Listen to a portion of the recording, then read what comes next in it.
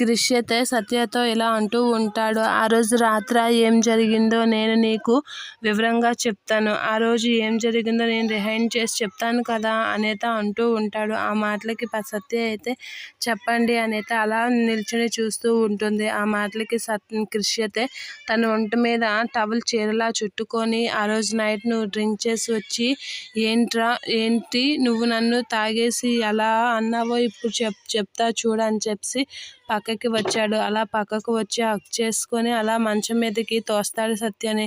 అది చూసి సత్య అయితే షాక్ అవుతూ ఉంటుంది. ఇక క్రిష్ అయితే నువ్వు ఎంత బాగున్నది సంపంగి అని చెప్పి ఒంటి మీద అలా పడుతూ అలా దగ్గరికి వెళ్తూ ఉంటాడు. అది చూసి సత్య అయితే చాలా షాక్ అవుతూ ఉంటుంది.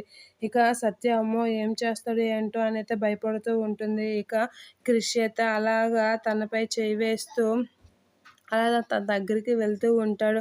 అలా తన దగ్గరికి వెళ్ళగానే సత్య ఇంకా కంగారు పడుతూ ఉంటుంది. అలా కంగారు పడుతున్న సత్యని చూసి ఏంటి భయమేస్తుందా అని చెప్పి అంటూ ఉంటాడు క్రిష్. ఏం జరగదు, నీకేం చేసిందో నేను చెప్తాను కదా అని చెప్తూ ఇలాగ దగ్గరికి వెళ్తూ ఉంటాడు. అది చూసి ఇంకా భయపడుతుంది. ఇక క్రిష్ అయితే అలా దగ్గరికి వెళ్తూ ఇలా గట్టిగా ముద్దు పెట్టావు తెలుసా అని చెప్పి అలా దగ్గరికి వెళ్ళి సత్యకి ముద్దు పెడుతూ ఉంటాడు. అది చూడగానే సత్య ఒకసారిగా షాక్ అవుతూ ఉంటుంది.